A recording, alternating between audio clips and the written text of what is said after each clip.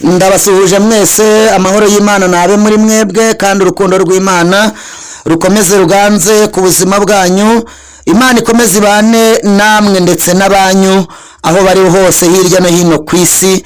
Wowe udukurikiye nukuri, nizeye ko witeguye guhembuka, nizeye ko witeguye kongera gusubizwamo imbaraga, kongera gusubizwa intege mu bugingo, kongera kumva Imana hari icyo ikoranye nawe mu buryo butandukanye. Ndagira ngo muri aka kanya nk'uko bisanzwe mumenyereye ko dusanzwe tuganira amagambo ahumuriza imitima yacu, amagambo adufasha, amagambo yongera kutugarurira Uwiteka, kongera kudufasha inzira igana ku mwami. Niyo mpamvu muri aka kanya ngira ngo natwe tuganire kuri ubu bwoko 12 butandukanye bw'amajwi. Amagambo akoreshwa ku isi ni menshi kandi burya nta jambo na rimwe ridafite icyo risobanuye. Mu by'ukuri ushobora kumva amagambo atandukanye, hari amagambo ashobora kuvugwa mu ndimi zitandukanye, noneho kandi ayo magambo nanone akaba atari amagambo avuga ibintu bimwe, ariko nyine iryo jambo riba rifite icyo risobanuye. Ikintu cya mbere rero gikomeye cyangwa cy'ingenzi mu buzima bw'umukristo, wa wundi uzi Imana by'ukuri, uwo nguwo icyo yifuza ni ukumenya adashidikanya ugushaka kw'Imana. Niyo mpamvu mu bunararibonye bukeya nanjye mfite, nabonye ibintu byinshi bitandukanye ubuzima bushobora kukunyuzamo.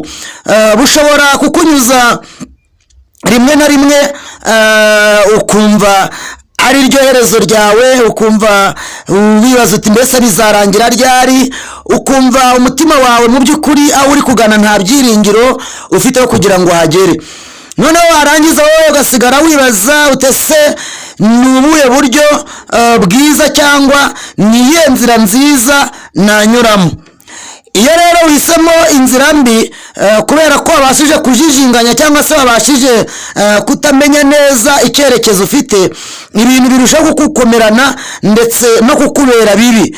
Ni ukuvuga ngo iyo ushatse nabi ugashaka urushako rubi, ingaruka zabyo zishobora kuba mbi biteye ubwoba. Iyo ugerageje ukajya mu itorero ritari ryo, ingaruka zabyo izo ngizo ziba ubuziraherezo. Inshuro nyinshi usanga abantu dufata imyanzuro, nyamara mu gufata imyanzuro tukayifata duhubutse, tukayifata duhutiyeho. Twamara kuyifata duhutiyeho, ejo tukaba ariko dutekereza ngo nyamara uriya mwanzuro simba nawufashe, ariko kandi bikatunanira kwisubiraho, bikatunanira guhindura iyo myanzuro kubera ko mu magambo, mu marangamutima, ubwo twagiye tubivuga, uko twagiye tubitekereza, ugasanga bitunaniye kwisubiraho. Mu yandi magambo, biragora kwisubiraho ku mwanzuro twafashe, kuko hari ibyo tuba tudashobora guhindura cyangwa se tutasubiza inyuma mu gihe cyose biba byaramaze kugira gute, byaramaze kuba. Niyo mpamvu rero dukeneye kumenya ugushaka kw'Imana, tukamenya uko Imana ishaka ko tugenda, kugira ngo tubashe kuyoborwa mu nzira zose tunyuramo no mu byo ducamo byose muri ubu buzima bwite bwa muntu. Ikintu kimwe ukwiye kumenya, abapagani cyangwa se abatizera, bene abo nabo bifuza kumenya umugambi w'Imana ku buzima bwabo, bifuza kumenya ejo hazaza. Niyo mpamvu usanga abapagani nabo babishyiramo umwete, bakabishyiramo imbaraga, ugasanga rimwe na rimwe bo bifashishije noneho muri bwa buryo bwabo, rimwe na rimwe akaba afite umupfumu uhora amuraguriza, amubwira iby'ejo hazaza, amubwira uko bizaba bimeze. Akajya kuraguza, wenda asaba kumenya iherezo ry'akazi ke, ese ko ndangije amashuri nzabona akazi gute, ese ko ndi umukobwa cyangwa ndi umusore nkaba nkuze nzashaka gute, ese ko maze igihe nshatse nta rubyaro nzabyara gute. Ese mu bibazo bitandukanye, mu bibazo byose bimugoye, umupagani yihutira kujya aho ngaho. Niyo mpamvu rimwe na rimwe uzasanga n'abitwa abayobozi bakomeye, abanyapolitike, rimwe na rimwe nabo bagira abapfumu babafasha muri urwo rugendo. Ariko twebwe nk'abakristo, twebwe nk'abizera Imana, ntabwo twakagombye kujya kwifashisha izindi mbaraga cyangwa se imbaraga za Satani kugira ngo tumenye ahazaza hacu, kuko Imana ubwayo, Imana nyirimpuhwe, niyo ifite urufunguzo rw'ibizatubaho mu buzima bwacu bwa buri munsi. Iyo rero muri za mpuhwe zayo yaduhaye umwuka wera wo kuyobora, yaduhaye umwuka wera wo kutuyobora, iduha umwuka wera wo kutugenda imbere. Kuyoborwa n'umwuka w'Imana ni ikimenyetso kikurangaza imbere, kuko ndetse kikanerekana ko uri umukristo nyawe. Ijambo ry'Imana rivuga ngo abayoborwa n'umwuka w'Imana bose nibo bana b'iki? Nibo bana b'Imana.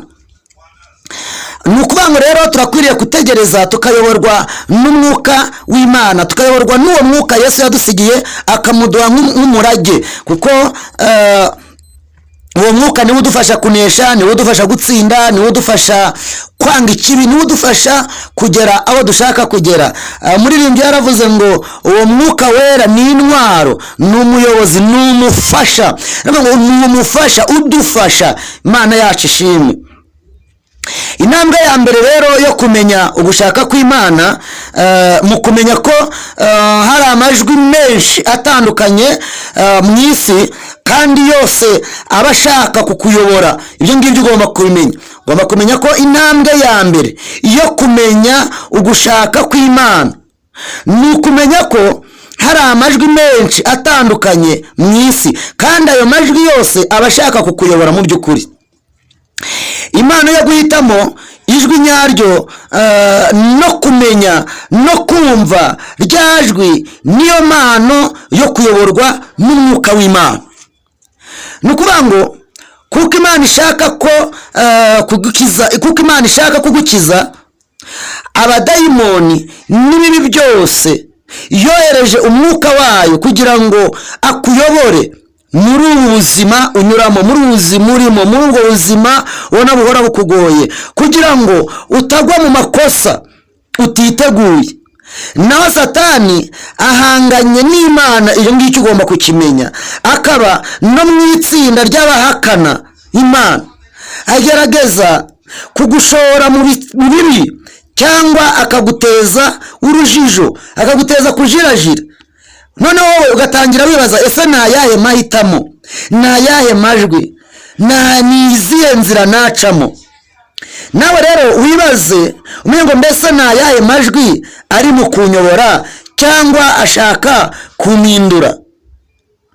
Hari amahirwe menshi yo kumenya no gusobanukirwa neza ayo majwi. Ijwi rya mbere ni ijwi ry'Imana. Ijwi ry'Imana niryo ribanziriza mu mutima w'umuntu, niryo ribanza kuza mu matwi yacu. Ijwi rya kabiri ni ijwi ry'umubiri, umubiri wawe ukagutegeka, umubiri wawe akaba ari wo ugukoresha.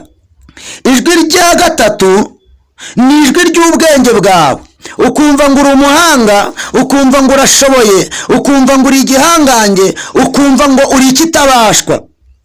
Ijwi rya kane ni ijwi rya Satani. Iri ryo riza riguca intege, riza rishaka kukubuza kugera aho ushaka kugera, riza rikwereka ko bidashoboka, riza rikwereka ndapfuye, ndahwereye, ngize gute, birarangiye, nta byiringiro rigusigira. Ijwi rya gatanu ni ijwi ry'umuhanuzi. Ijwi ry'umuhanuzi riza rivugana nawe, rivuga ko Imana imugutumyeho cyangwa se Imana imubwiye kukubwira ibintu runaka. Ijwi rya gatandatu ni ijwi rya Bibiliya. Iyo turimo dusoma ijambo ry'Imana, tuba turimo twumva rya jwi ry'ibyanditswe byera bidufasha gukomeza urugendo bitewe n'aho dushaka kugera. Ijwi rya karindwi ni ijwi ry'inshuti zawe. Ijwi ry'inshuti zawe, za zindi zikugira inama mu buzima bwawe bwa buri munsi, zimwe zikubwira ngo urakwiriye kunyura ahangaha, urakwiriye gukora ibi, urakwiriye gukora ibi, byagenda gutya, nyamara byakabaye byarabaye gutya. Ijwi rya munane ni ijwi ry'ababyeyi bawe. Ijwi rya cyenda ni ijwi ry'umwuka.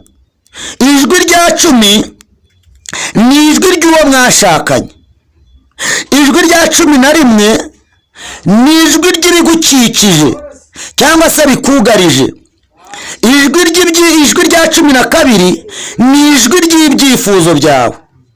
Ayo majwi nk'uko hari n'andi, birashoboka ko hari gukora mu buzima bwawe ijwi rimwe muri aya twumvise, bitewe n'uko umeze muri ibi bihe, bitewe n'uko uhagaze, bitewe na situwasiyo urimo, bitewe n'aho ushaka kuva n'aho ushaka kugera. Birashoboka ko ushobora kuba uri kugeragezwa namwe muri ayo majwi. Niyo mpamvu ukwiriye kwitonda ukabanza ukamenya ngo iri jwi ndarigendamo gute. Ese iri jwi ni irya kangahe muri aya majwi twumvise, muri aya majwi 12? Abagatekerezo umusore yari umukristo, ari umunyamasengesho, ari umwizera, birumvikana yararirimbaga, akaba yari afite abakobwa bagera muri 3 baririmbanaga, ndetse abo bakobwa bakundaga kubana nabo mu buzima bwabo bwa buri munsi, bagafashanya, bakagirana inama, bagafatanya gusenga. Noneho iyo yabaga afite ikibazo yarabegeraga, nabo babaga bafite ikibazo bakamwegera, ndetse harimo n'umukobwa mwiza. Uwo mukobwa mwiza mu itorero yari aririmo. Noneho akegera uwo mukobwa akamubwira ati, Imana yamvugishije mu ijoro. Ese uyu musore mu by'ukuri uri kuvugisha ukuri cyangwa ese koko yumvise ijwi ry'Imana? Icyo ukwiriye kukibaza. Noneho icyo navuga cy'ingenzi hano ni uko hari ibintu nibura amajwi 12 uyu musore ashobora kuba yarumvise, cyangwa se ashobora kuba yasabaje mu mutima we. Ashobora kuba yarumvise ijwi rijyanye n'ibihe agezemo, bimuyobora ku gushaka uwo mukobwa, cyangwa akaba yarumvise ijwi ry'umubiri, ijwi ryo kumva yifuje igitsina batandukanye. Ariko nanone birashoboka neza ko yaba yarumvise ijwi ry'Imana, nta jwi na rimwe ridafite icyo risobanura nk'uko twabivuze. Icy'ingenzi ni ukumenya ni irihe jwi riri kunyobora. Indogobe imwe yafashe urugendo. Imaze gufata urugendo, yari ifite inyota, yari igiye ku rugendo runini. Birumvikana urwo rugendo rwari urugendo rwo mu butayu. Noneho yenda gusoza urugendo rwayo, yari inaniwe, birumvikana inaniwe cyane, ishonje kandi ifite n'inyota. Ubwo nyuma yawo biba ngombwa ko iriya ndogobe yegera hirya ikomeza urugendo. Ariko none imaze gukomeza urugendo iza kugira inyota, irangije ibona indobo imbere yayo. Imaze kubona indobo imbere yayo, ibona